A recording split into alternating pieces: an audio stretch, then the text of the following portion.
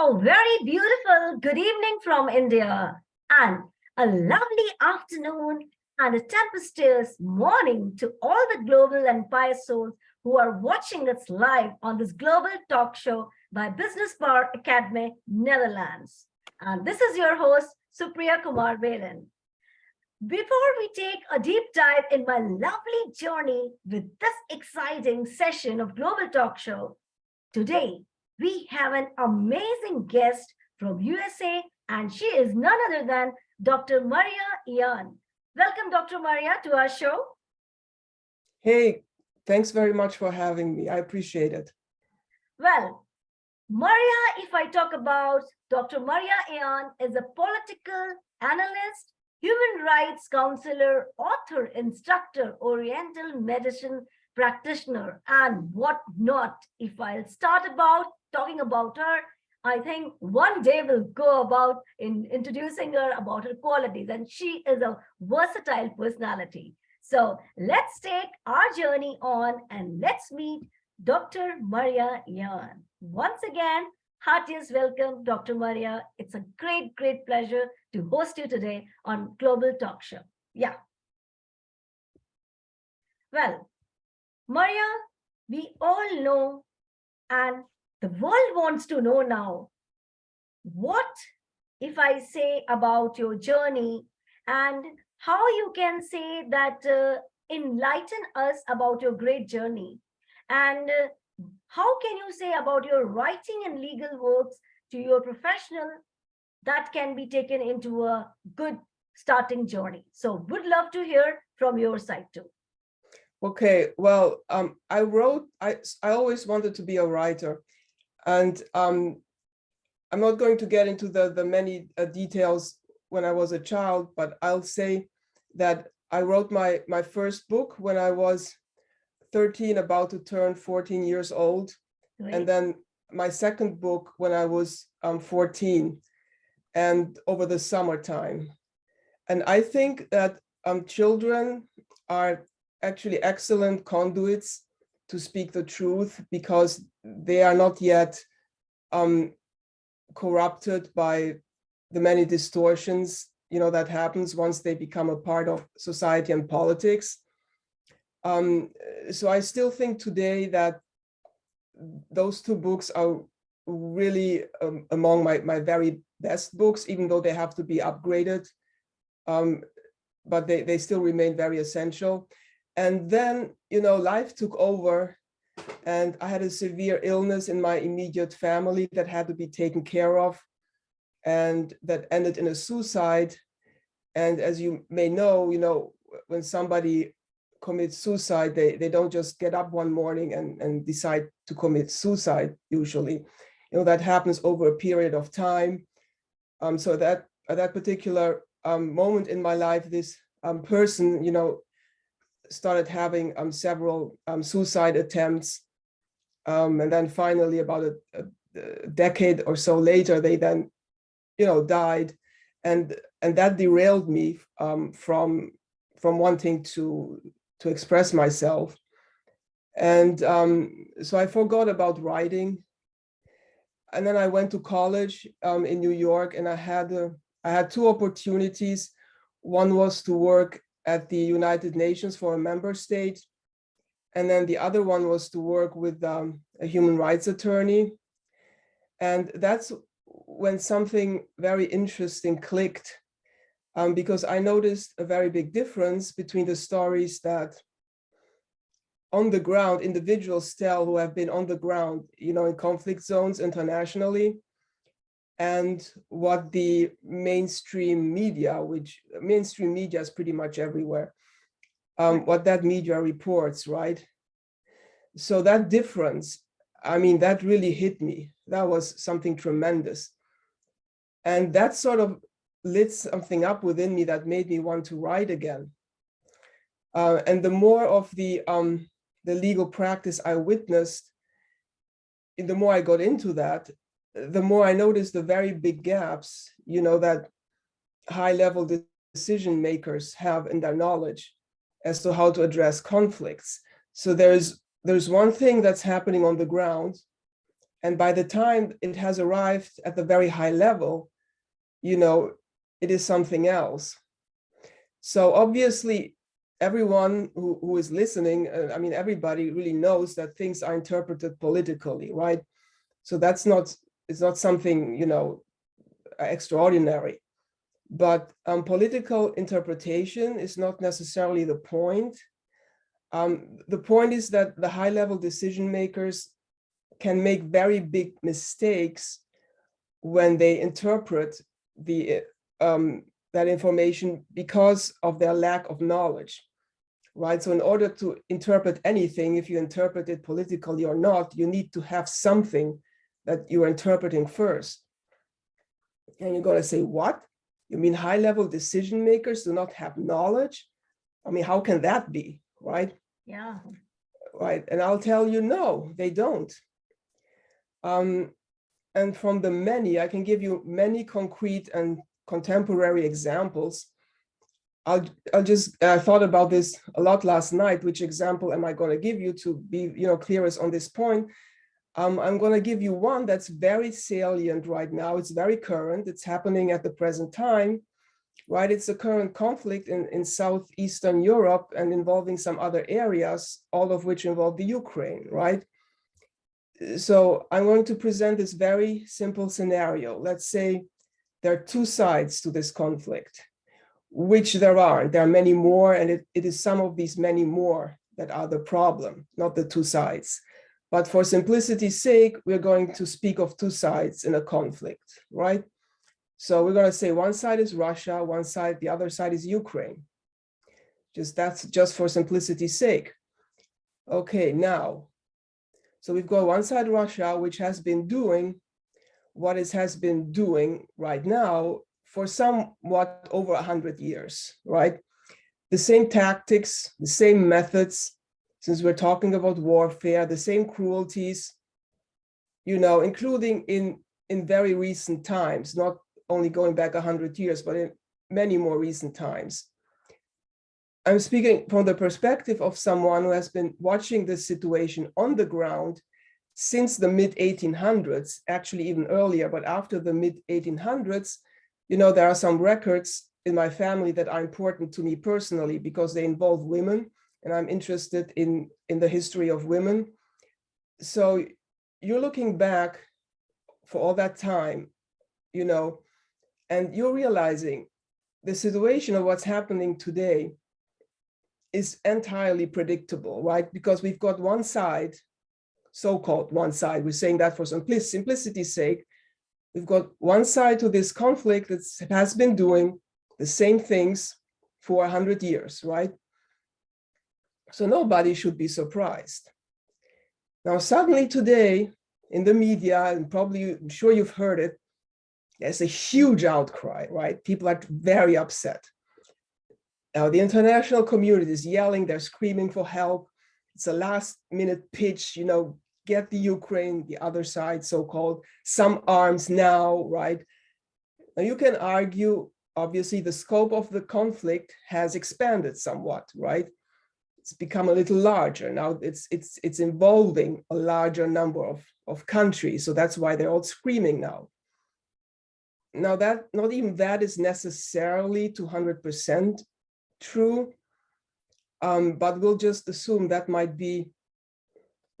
be a reason, right? But it's a very small one. Now let's go back in time, starting from today, going back in time. Doesn't have to be all the way back to 100 years, can be much more recent than that. We're going to find many branches, right? Points in time where the situation could have branched into two directions. And each time it ended up going down that direction that led to the present conflict. You're going to say, what? Why is that? Right? Well, it's because of lack of knowledge. Lack of knowledge. I'm not a conspiracy theorist. I don't want to say there was a huge, may have been one in little places, but we're talking about knowledge. It's because lack of knowledge on the part of some very high level decision makers. In the present case, right now, unfortunately, it's American decision makers, right? So also because the American political system in the present, it does not work too well. It needs to be completely reformed. You know, there's a very small number of people that, in my opinion, according to what the situation needs, there may be about 2 in a country of 300 million who are qualified to be president of the United States. Now, many people are going to disagree with that because everyone has their own grievances and their own particular issues they want to have addressed. But if you're looking for people that really are what the situation needs right now, right, without looking at really personal grievances of 300 million people, but if you're looking at it from the abstract of what does the situation need right now, there may be 2 who are really qualified to be president of the United States, and neither one of those is president, right? And that's if you're looking at it in detail, it's a very big tragedy. And it gets much worse because once things become political, very high up, individuals, high-level decision makers, they see only one side of the story. So they have no knowledge, and from that very little knowledge, they see only one side. Now, any conflict that is so big as the one we're talking about and that you want to solve, you have to have knowledge of both sides of the conflict. Okay, that's not me speaking, that's any attorney can tell you that, you know, and I think that's beyond obvious. So here now we have a situation where we only know one side, and even that one we know very incompletely, right? And with all that being said, people today suddenly are screaming, they're horrified by what is happening, right? So the bottom line is, and I want to emphasize this, and I'm telling you all of this to show the extent of the extraordinary damage that happens when there is lack of knowledge, right? So now I want to tell a little bit about my personal history. I want to go back to maybe the early 1990s, right? And just I personally, because of education knowledge I received in my family, you know, I received a lot of knowledge, education on historical circumstances pertaining to Russia and the Ukraine, which to me personally was nothing extraordinary, right? Like when you're in your family, you're discussing certain things, you're just discussing them. You're not thinking you're saying something that's outrageously political or problematic. You're just, you know, talking about things. So in my personal story, I noticed there was extreme discrimination against Russia since at least the mid-1990s, if not a little before then. Now, again, this is my personal experience. This is not something I've written out on a chart or analyzed or done any graphics or math on. You know, it's just, you know, personal reaction. It's like a second Iron Curtain. There was a little bit of an opening during Boris Yeltsin, but very small opening. But to the extent that people who wanted to say anything productive about Russia in America at that time, those people had the door slammed into their faces, right? Now, I was raised by someone who was born in 1917, right? That's the person who most formed me. And so I sort of look at myself as somebody who was born in 1917. Now, that person did not know about borders between countries as the concept came to be known in Western countries pretty much after World War II in recent decades. Now, I understand that any country on this planet has borders, including India and any other country. So I'm not arguing with the concept of borders around countries. I'm arguing with a very specific concept of borders that came to be known in Western countries after World War II. And that conception primarily was established by an individual by the name of Carl Schmitt, who was the main propagandist of Adolf Hitler, right? Now, he came up with a very clear definition of what a border is, which means that my people are on this side and your people are on that side, right? So I was raised by a person who knew nothing of that and who had no experience of that in her own upbringing, right? So, I was in New York at that time, going around also with one person in DC. And I remember 2 projects involving Russia, and actually more than 2, but I'm sort of putting them together. And I was proposing to some academics, again, me not knowing anything about anything political, anything about borders between countries or any issues. I'm just talking personally from what I knew, from my knowledge, as I was raised, again, by somebody who was born in 1917 and who had a lot of her knowledge from the century before then, right?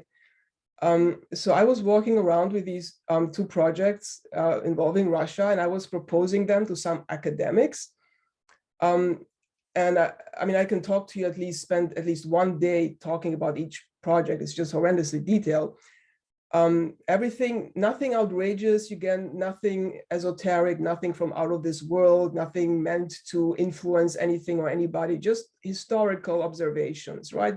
Very basic historical observation. Everything perfectly in keeping with principles of history, intellectual history, a very regular, basic, rational academic stuff, right? Now, who was the one most hated and unwanted person among those academics at that time? Me. Now, I had the door, I won't say slammed shut, I had it fused shut and airtight, like in a spaceship, right? Now, those people have a lot of power. So they not only have the power to slam doors, they can cut off your lifelines, right? I know there is nothing anybody in Russia did to cause that to happen. Those were academics in the US who adamantly refused any other position on Russia than whatever they had in their minds back then. The first one was mid-1990s, then moving all the way back for about 5 years to the late 1990s and around the year 2000. So whatever those academics had in their minds at that particular time, which was totally mistaken from the perspective of history. And if you're looking at the logic of history, if you're looking at long-time trends, it has something to do with this weird concept of glasnost and perestroika, which is something very fishy,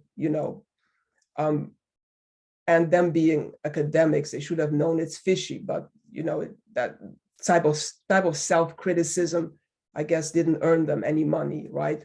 So in other words, I was prohibited from speaking. Not only me, I'm sure if anybody else would have had a very similar experience in those specified academic circles in the United States, which is precisely those circles where a difference can be made, right? On anything that would have made a difference. So what do you call that? Well, you can call it discrimination, but what it is lack of knowledge.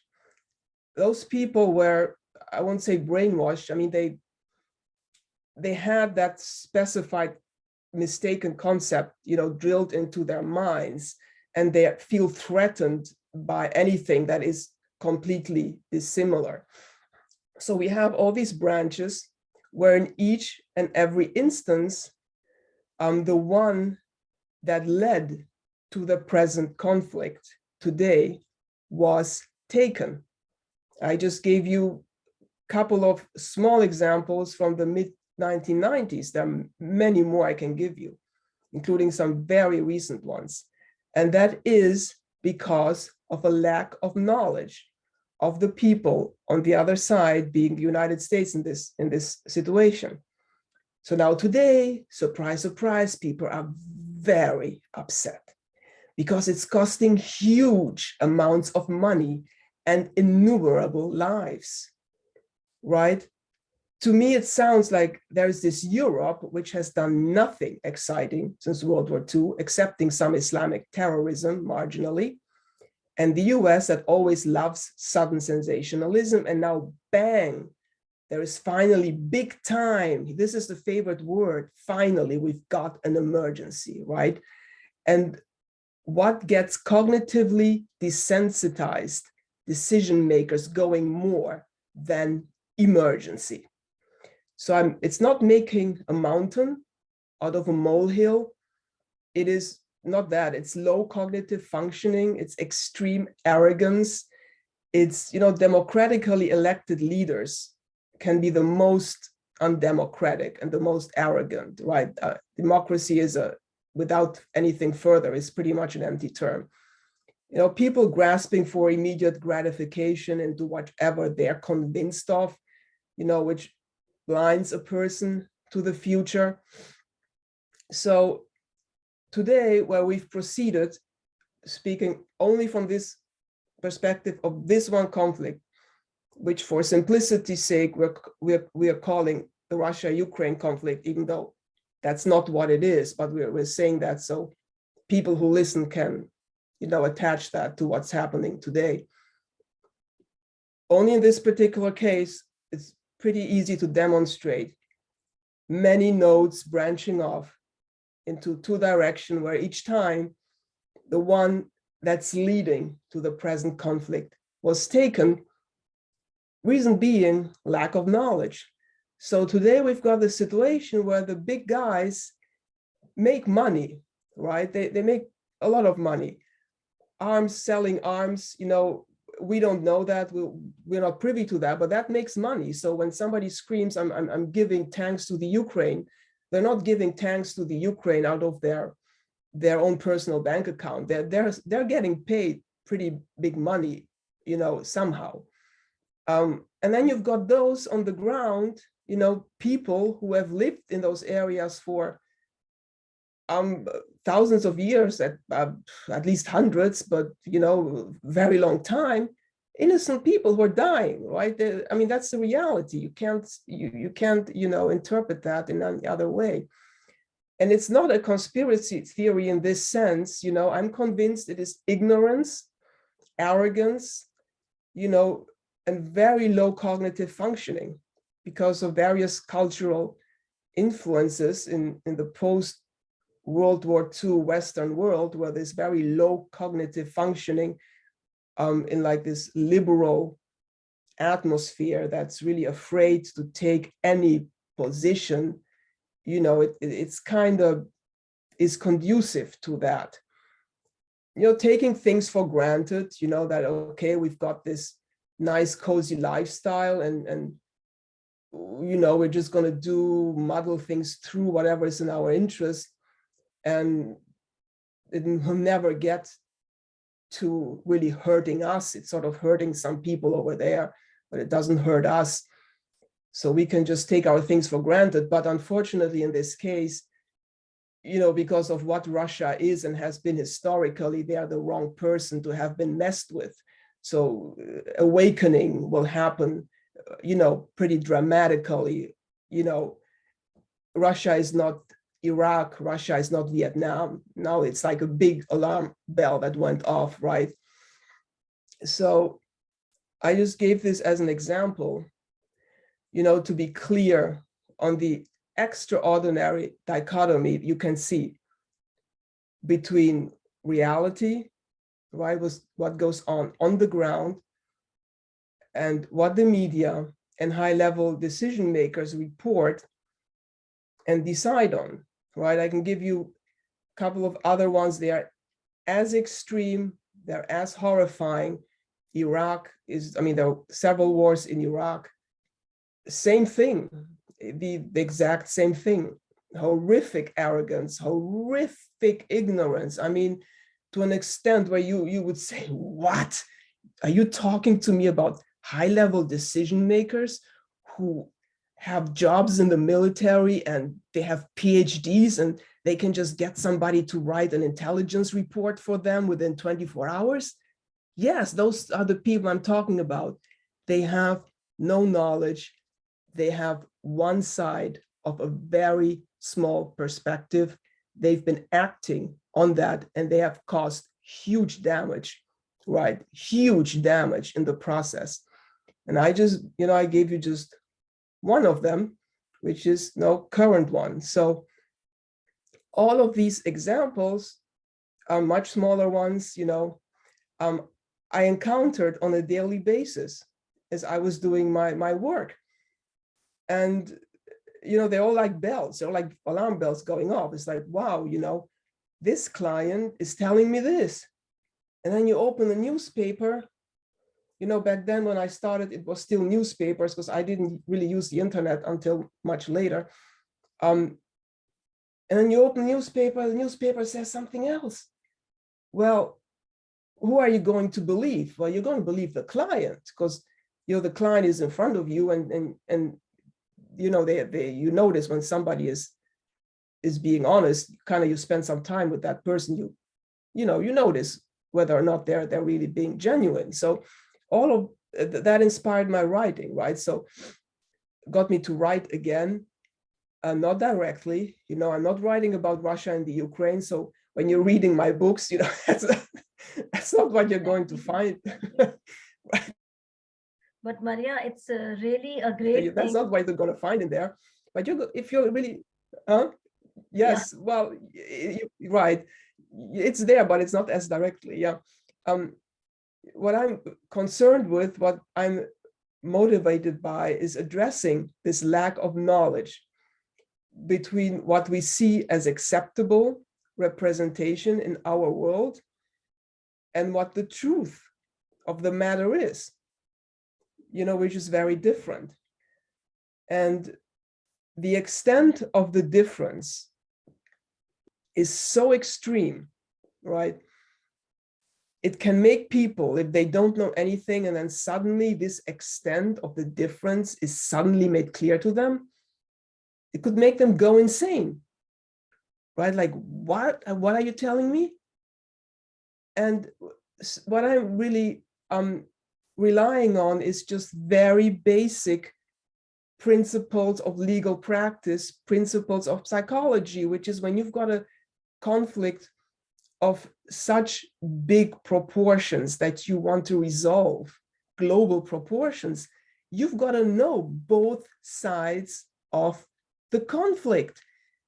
Okay, and in the present case, we don't even know one side, we just know a tiny part of one side, and that one is obviously being incompletely addressed, right? But it has all the force of arms, force of military, force of the media behind it, right? So for almost 20 years, I wrote a lot. I wrote a lot of law and policy, just the basic stuff that you write in law firms, like legal memos and court briefs. And I also wrote at least 700 pages of fiction. I took a lot of notes. I went to many different places, meetings. I met with a lot of people. And bottom line is, not only internationally, but I saw a tremendous amount of misery, even domestically, that could have been prevented with just some on the ground knowledge, which the very high up, they do not have that. There's, again, right now, there's, in my opinion, 2 people in a country of 300 million that are qualified to serve as president of the United States, and neither one of them is. Okay, so just that's what it is. There's Yeah, nothing else to be said about that. right, correct. Very true, Maria. And I would love to know the way you said the little knowledge is a dangerous thing, and even lack of knowledge, I can see this is the most important thing where people are just going in a wrong direction. So knowledge is a very powerful tool, and if you're using in the right way, you are a king, and if you're not using, you are the Mhm. ignorant poor person. So I totally completely agree with you, Maria. That's really great to you told me about the world, about Ukraine, Russia, and it is really great to know the things which we were not aware. You made us aware. So thank you so much, Maria, for this beautiful and very generated answer that we were, even I was not knowing few of the facts. So thank you so much. Oh, you're very welcome. Well, Maria, I would love to know what kind of challenges and obstacles you had faced in your life journey, and how did you overcome those challenges would be a better one to ask. Yeah, that's an excellent question. So I had um, primarily two. One was the main obstacle really was that I got used at some point. I was in the middle of the first decade of the 2000s. From then on, I got used to being constantly overworked, right? So on an average day, I had about maybe 5 to 6 hours of legal work, just in terms of the legal writing and client work, right? Then I had 2 to 3 hours of my own writing work. Then at night, sometimes until 10 p.m., there was the work for clients with emergencies, right? Because those can be extremely stressful. Then I had some work I had to do for my family. Um, Many people, in the context of the clients with emergencies, you had to address people who are extremely dishonest. Then I had 3 graduate degrees that I was also working on, right?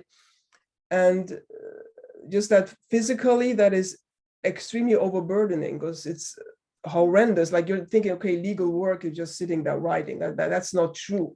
You've got to constantly research. You've got to go to libraries. You've got to pull out books. You've got to use certain systems on the internet that required you to be cognitively constantly active in them, because even though they're automated systems, you have to give the command to the system. You can't just receive, it's information. It's all extremely energy intensive, and eventually and then many attorneys unfortunately are alcoholics. I'm not going to get into that because it's not their fault, but that's why they have those situations, because they can't Yes.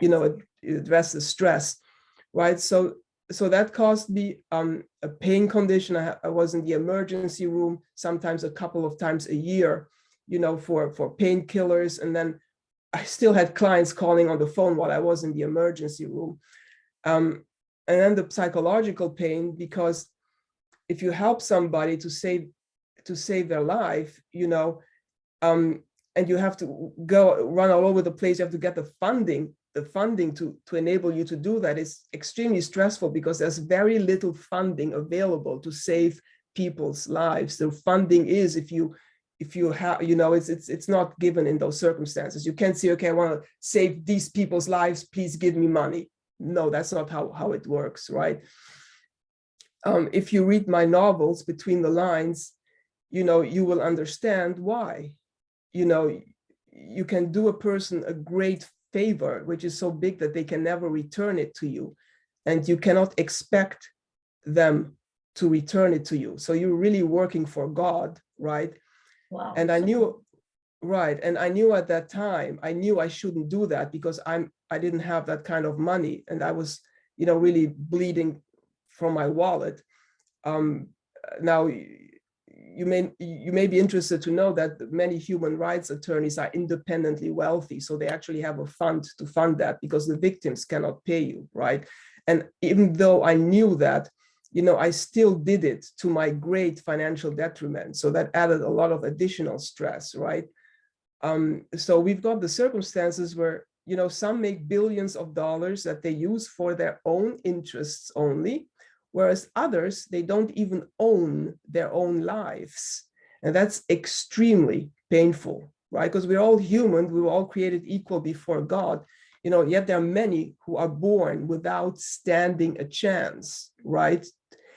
And seeing that on a daily basis is extremely, extremely destructive, because it's something that's the most horrible thing you could probably witness, right? So that was one thing, which is the being overworked and then having all these emotional and psychological pain triggers on top of that. And then the second was the discrimination against women, which is today discrimination against women who are not lucky parrots, right? We're talking about women who want to have a say. Discrimination is extraordinary. It's like living in the dark ages, right? I'm going to give you another very concrete example. You can have a man and a woman, right? And each one wrote the same book, right? And now here, the guy is going to go out and have their book being very specifically mentioned in the media. So they wrote on a very specific topic. It's stated very competitively. They're going to be, represented. What everybody knows exactly what did this guy talk about. They know exactly what it is, broken down into talking points. He is an expert. Quotes, specific quotes from his book or article, picture of him. It's all very specific. There's no mistake in anyone's mind what this man wrote. Now you're now going to take the woman, right? Same book, same book. A book? A what? Oh, a book. Oh, you mean a book? Well, what is the book about? It's on issues, important issues. My God. I'm not exaggerating. I'm not exaggerating. Oh, a book on issues. Oh, but how lovely. There's a lot of silence right now because no one is interested. Okay, the guy with the same book is out there, specific, on CNN, on Fox News, detailed, making their point, get my point, right? So this is what this does, right? No one will pay any money for a book on issues. Okay. The second principle is our bodies, they work on sound and energy principles, right? So now the extreme repression that is caused to somebody when you refer to them as having written a book on issues while they were doing some voodoo means there was no method to what they were doing, but they were writing a book on issues. Because if you're a woman, you say you have a methodology or technology, some, not all, but some people, they're going to get very hostile and angry because it goes against their scheme of women being brain dead consumers. I'm saying that politely. So brain dead consumers is putting it politely. But a woman who has a methodology or technology is sort of, against it doesn't fit into that gray masses of brain dead consumers, right? So this is rock hard science. If you're referring to somebody who has a very specific thing in them that they have done as having done something that is extremely repressive of that person's cognitive functioning, you're causing them extreme repression of their energy flows. You're causing them total cognitive misalignment, energy disorders, which causes what? Now, why do women have more cardiovascular disorders and at younger ages than men in this society? Again, if we're going to go back 100 years, talking about the person who raised me, who was born in 1917, she had none of those issues, and neither did the women before them. But why do women in today's society have cardiovascular disorders and at younger ages than men? because what Western medicine refers to as a cardiovascular system, in broad and general terms, is the one thing that is primarily and firstly affected by such energy disorder, right? And that then goes on to cause a host of other related issues, such as heart disease, another big factor of women that goes very closely with cardiovascular disorders, cancer, depression, various mental conditions. And this is all rock hard science, right? So I got to a point where, because I was constantly overworked, while I was expected to be engaged in voodoo on issues. Psst, don't tell anyone. Well, I had, it's embarrassing. It's embarrassing. I had a total, I had a total system collapse, right? It happened about 5 years ago, and I couldn't get up from the floor. So I was bad at psychic pain management. You know, I had seen way too much of that horrific misery where you've got, you know, some people who got billions of dollars to just pursue their own interests, and then others, millions of others who don't own their own lives, right? So I was bad at psychic pain management. And at the same time, I lost a lot of my family members and my best friends, and 2 to severe illnesses due to medical malpractice that happened under my nose. I had my best friend collapse in front of me. Nobody tried to help him because he wasn't in the political category of a person who was deserving of immediate medical help. So all of that, you know, just came crashing down on me. And that man who I said wrote the same book as the woman, here's something else you may be very interested in knowing. Well, this, I'm not going to tell you that because this is then going into too much detail, but just go, just to be straight and forward, it gets even worse than that, because that guy who wrote that book, he didn't even write it himself. While the woman wrote it herself, which took a tremendous amount of labor, right? So I agree that men and women difference is always there from time immemorial, and I don't know when it is going to get an end. So let's see what we can say. Yeah. Right. It will eventually, because it wasn't always like that. That's not true. It wasn't always like that. There were past civilizations that had, you know, very different gender relations, believe me. And we look at those past civilizations with a lot of respect, actually. So what happened, how I overcame that? Well, you know, you start seeing the patterns, you know, due to the amount of work, the pieces of the mosaic come together, and you don't stop, right? I had a lot of spiritual training early in life, and that came out at that particular moment. And I can tell you a lot about that, but everything is always present. The whole of reality is always present in each moment, right? Like when you declare a war, you have declared the entire war. The entire war is present in the moment of declaration. Now, think about tremendously what that means, and how horrific it is that the high-level decision makers don't know that and have to wait for over 1 year to become upset. The entire war is present in its moment of declaration.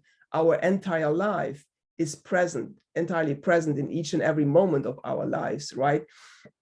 So I had some spiritual training when I was about 15, where I was concretely able to see that same collapse, you know, which is get too much into detail of energy issues, but I was able to step back from myself, and I saw that thing in front of me of what had happened, and you've got to move around it in a specific way, right? And also the difference in terms of, I know we're running out of time. We still want to talk about the books, right? So we've got to cut out. Well, it's really great to hear, Dr. Maria. It's really informative, but we have to see the time constraint, and that's we have to, get to end. Well, Dr. Maria, we know you as an author, as a writer, and now I am coming to the main point where everybody is waiting for. When I see your background, that is the cave sun, the labyrinth, the island, and I'm so excited to know. Tell me something about your books, your fiction. Although in the chat box, I would love to tell my all global audience all the links of Dr. Maria's book before she speaks I have given in this chat box and also on my Facebook timeline so you can easily access and make your life better, best, and the bestest. So, Maria, tell me something about your books, which we can see on your background too. Yeah. Great, thank you. Yes, so we want to look at the foundations of human nature, right? At what, not at what is acceptable in society. We're looking at the foundations, at what there really is. We're looking at people, each one of who has a different wishes, desires, goals, aspirations, intentions, right?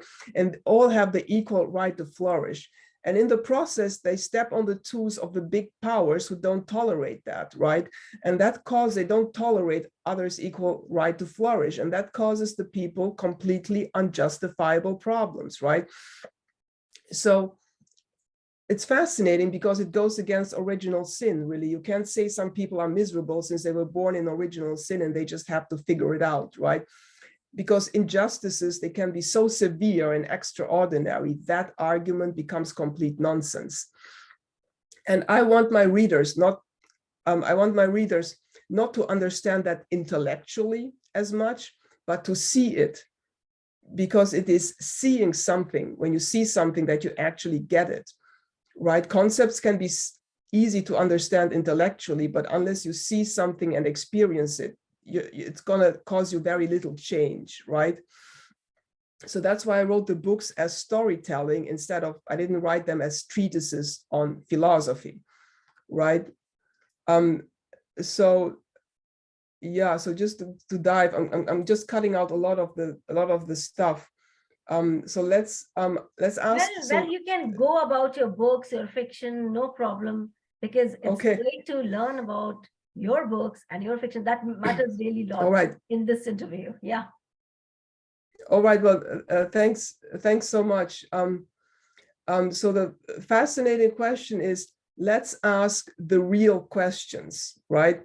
Let's ask the most difficult yet important questions that confront us as a human race, so we can have complete knowledge of what motivates people, what are their wishes, desires, aspirations, what is each one's wishes, desires, aspirations, hopes, right? So we never end up in a situation where you've got only one side of a very big argument, a tiny side of that, and even that one very incompletely, right? So let's ask the real questions.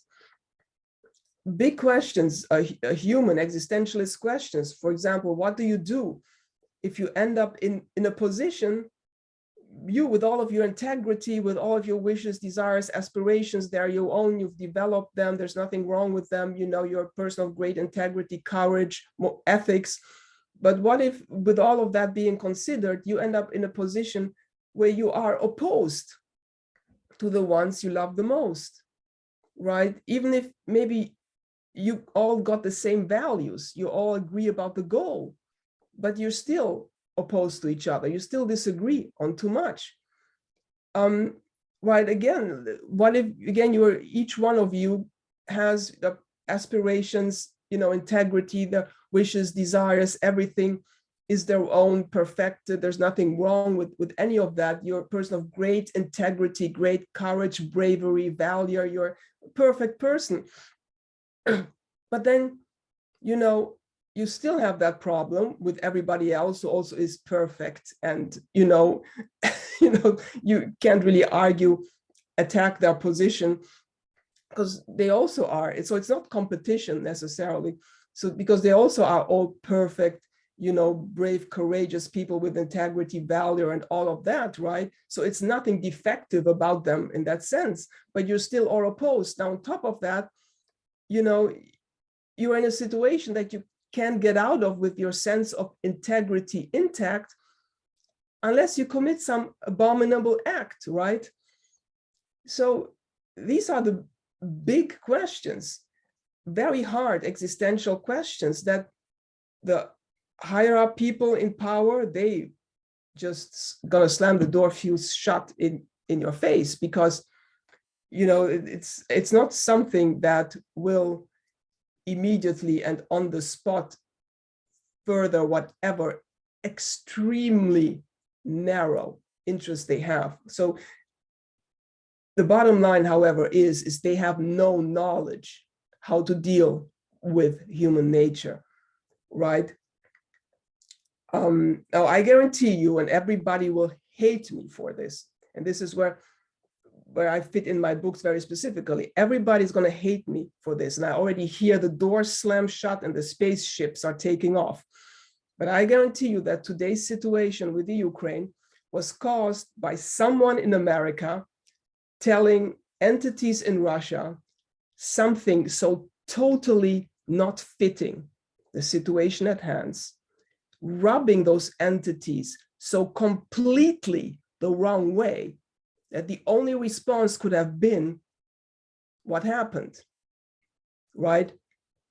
And the reason this completely non-fitting interaction occurred, where somebody in America told entities in Russia that, is because of lack of knowledge of human nature, which can be only visualized and addressed if you're looking at those extremely difficult, very hard questions, that I've just introduced. And you can't come along and make decisions and pronouncements that are at complete odds with what the other side is like.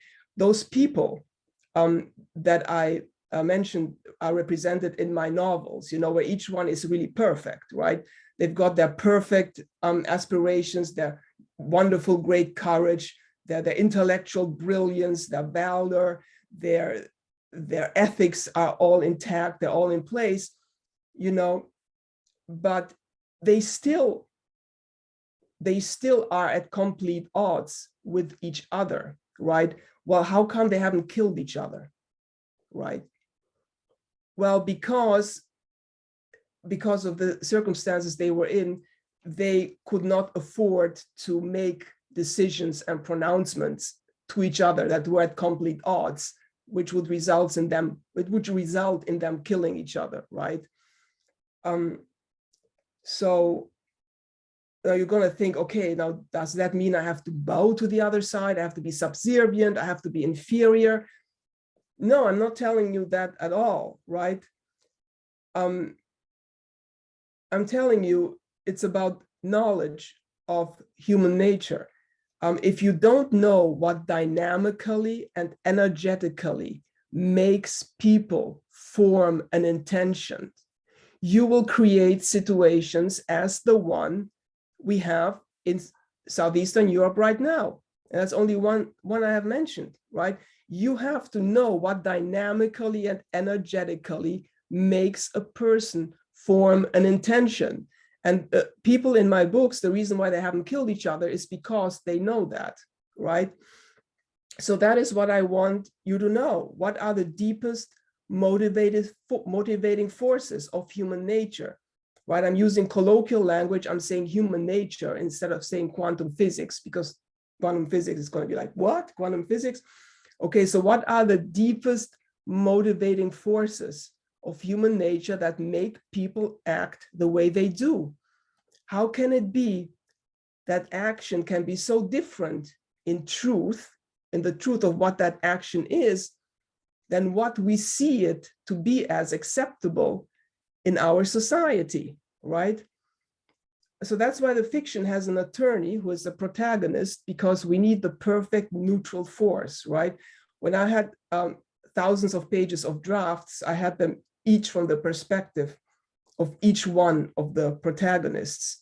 And that doesn't work, because you're going to end up with thousands and thousands of pages. It just needs one unifying voice, and that had to be an attorney. So So that's how I started writing The Island, right?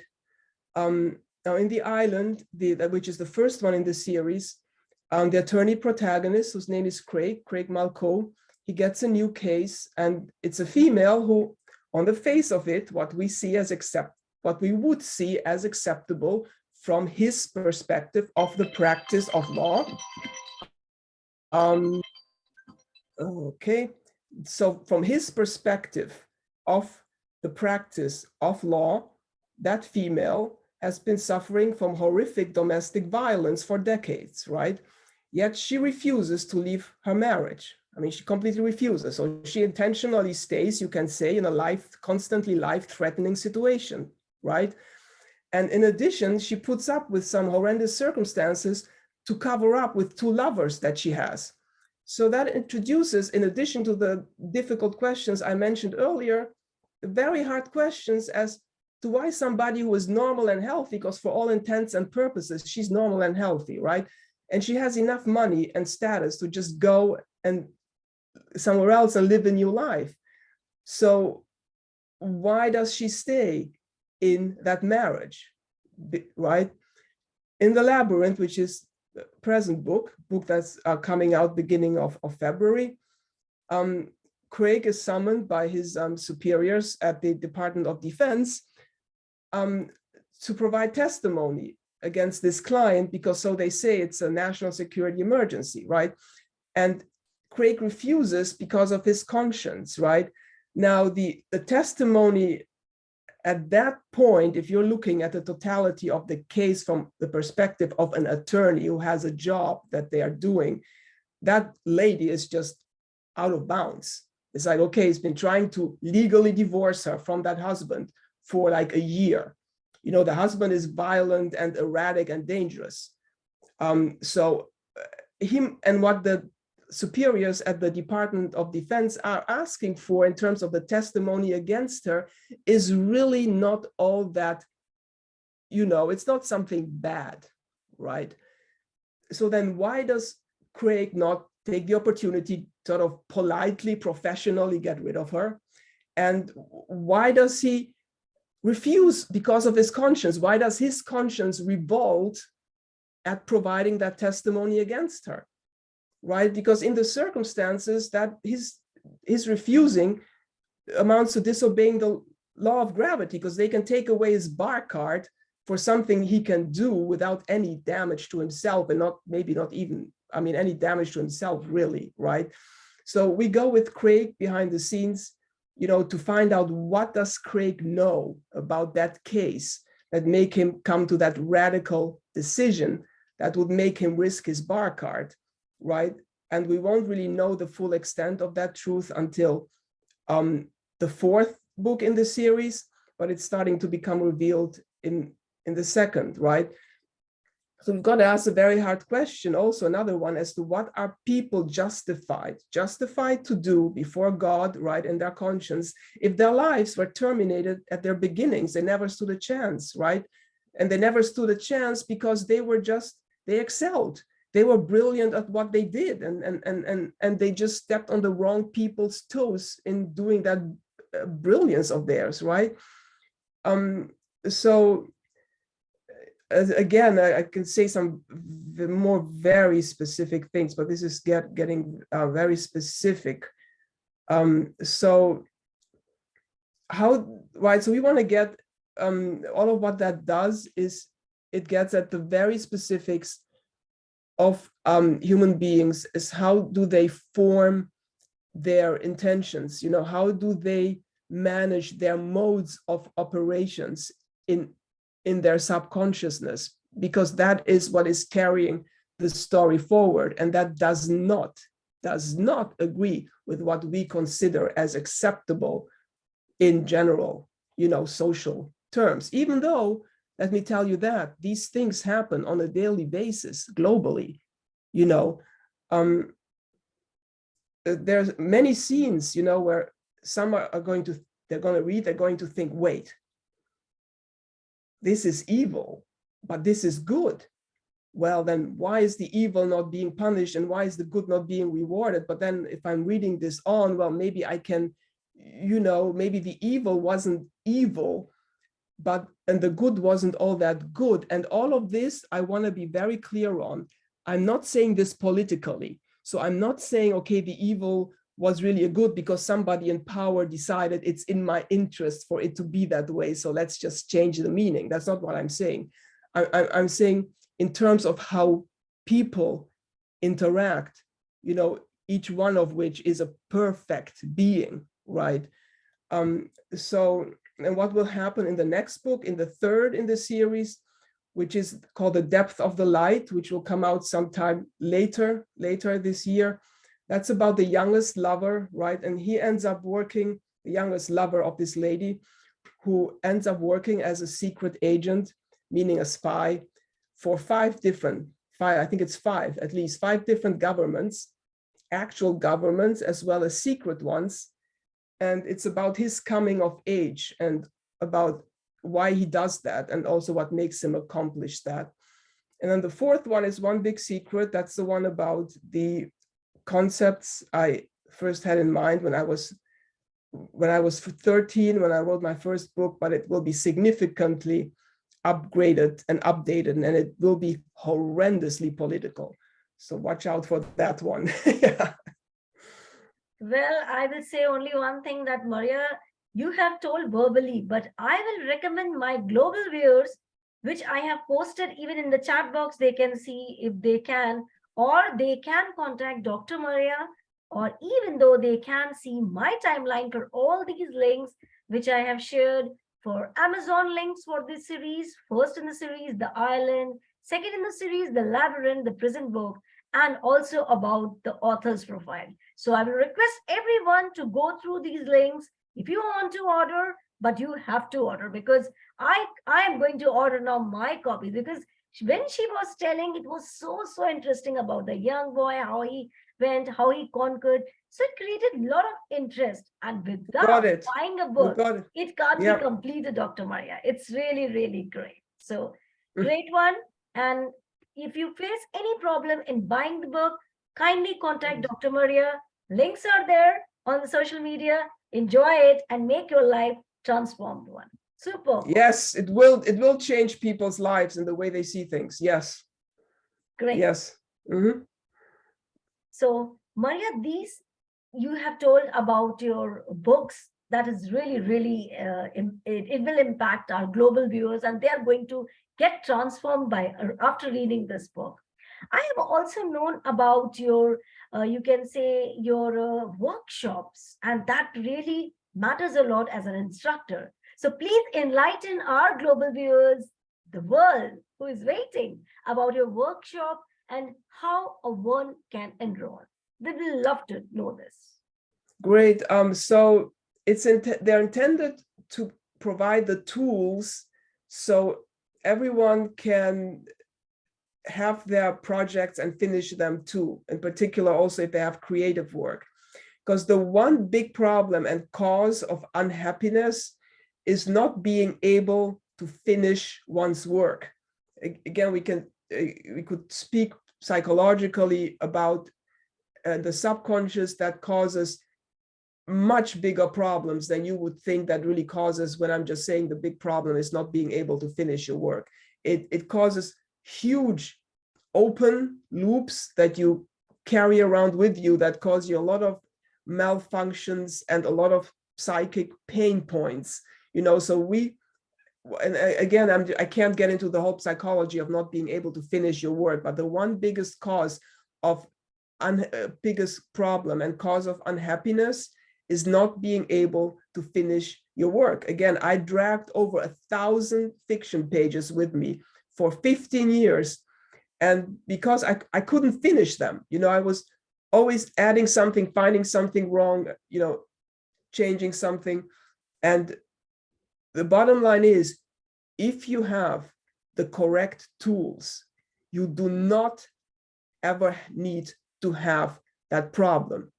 There is nothing normal or human about having the problem of not being able to finish your work, which can also mean dragging your work out for, much longer than it needs to be. like in years, right? So I have 5 writing classes. One is first one, express your story creatively in copywriting, which looks at how do you find the right words to get your message out. Then craft your story as persuasive content writing, which looks at how to then not only find the right words, but then how do you structure that into content, such as for your website, for your stories, for your brand, for your marketing, such that it is persuasive.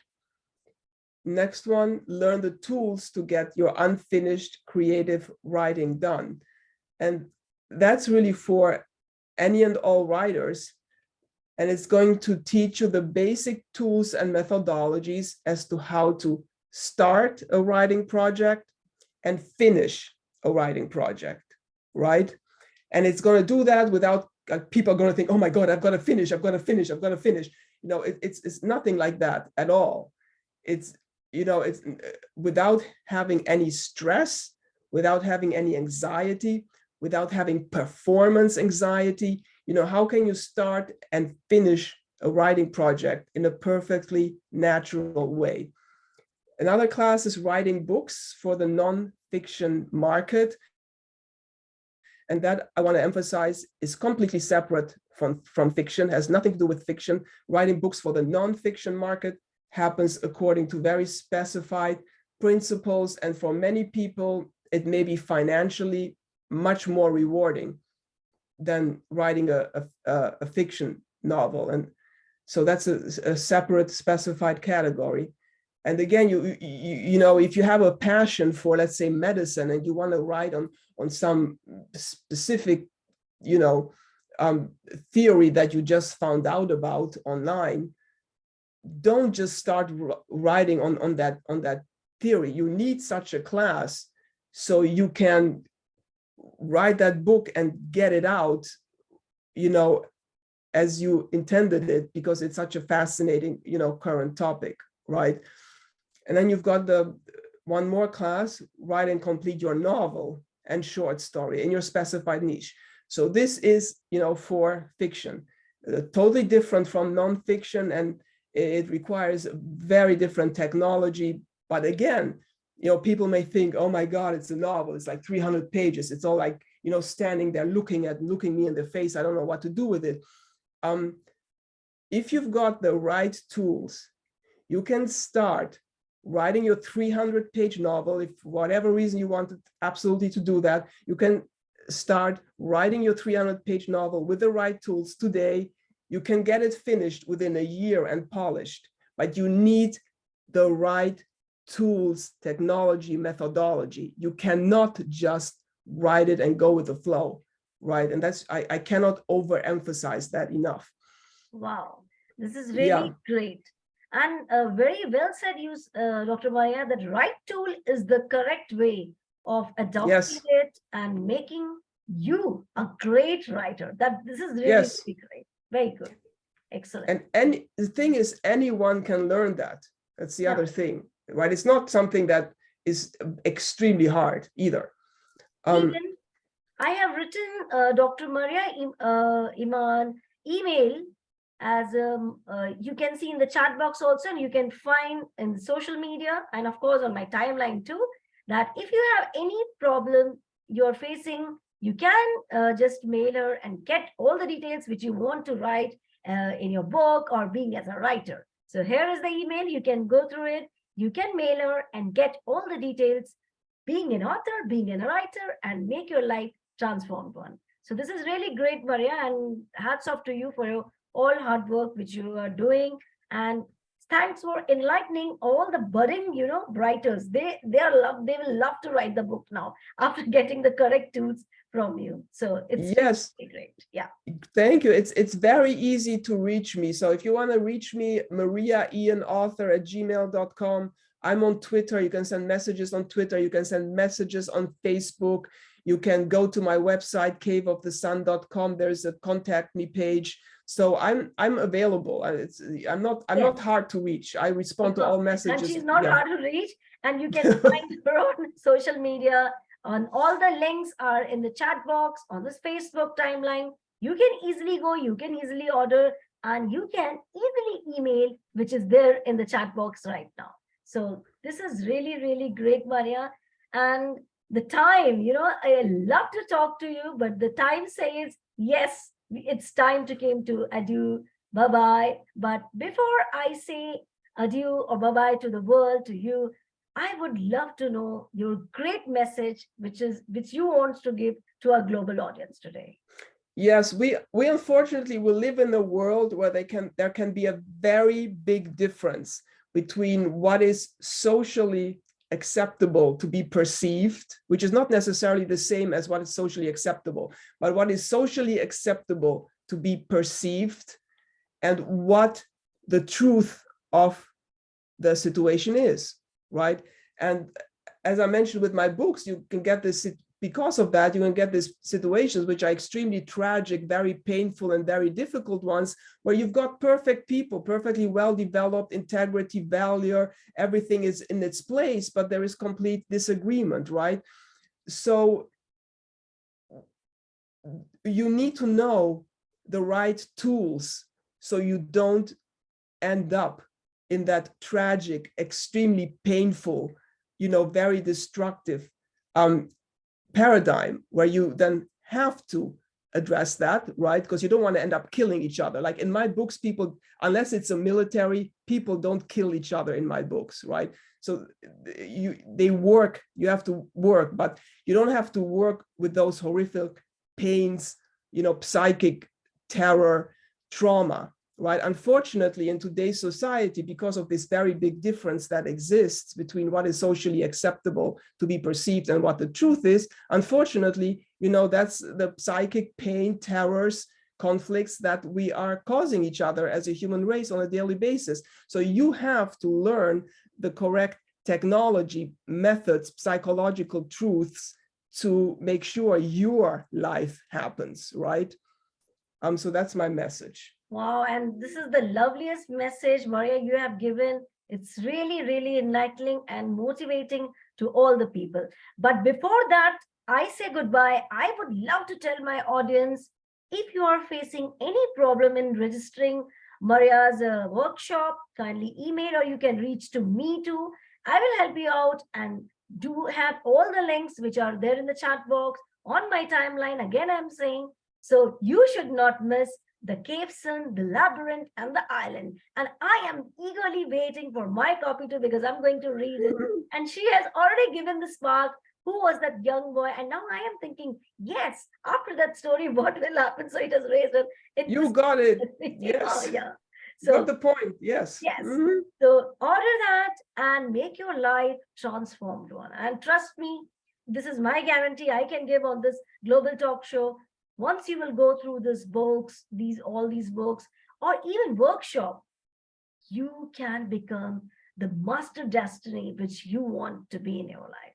So once again, thank you so much, Maria, for enlightening this evening and making everyone cherish knowledgeful packed. They're packed, brimming with knowledge, and they are going to get their copy soon, or they are going to enroll as in your workshop. So heartfelt thanks to you, Maria, for sparing beautiful time with me. Thank you for your beautiful questions. Thank you so much. And of course, how can I forget my lovely and lively audience for their support, love, motivation? So don't forget the Cave Sun, the Labyrinth, and the Island. Keep following Dr. Maria. If you have any problem in catching us, you can directly contact us, because we are there everywhere. So no need to miss us, or any chance to miss us. Take care. Bye-bye. Good night from India. All right. Bye.